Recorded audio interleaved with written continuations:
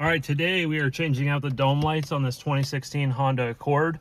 You can see here, these are the factory dome lights. They run a 194 clear halogen bulb, and we're going to show you how to change them. It's pretty simple.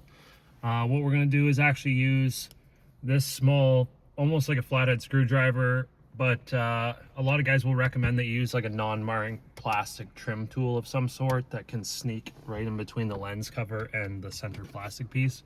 We're basically going to pry here, and we're going to also pry back here, and we just want to pop this out like so.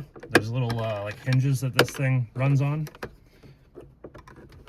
and try to not have the light on. If it's been on for a while, just let it sit for a minute because those things do heat up pretty quick.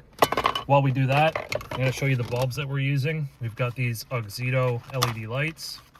And these things are actually really nice. We use Auxito LED for pretty much everything around here.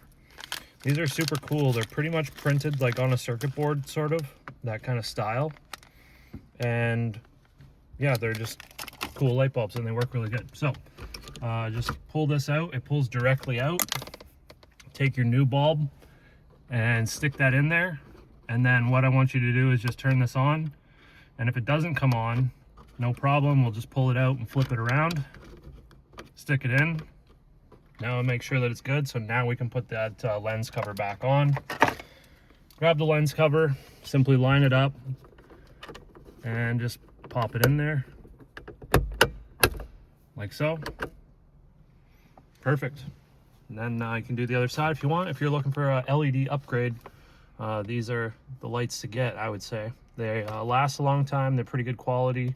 And the price seems right. So if you want some for yourself to upgrade your dome lights, go check out the link in the description. We've also got a code in there if you want to save some money. And yeah, if you liked the video, give it a thumbs up. Got any questions, throw them in the comments. Thanks for watching, and we'll see you in the next one.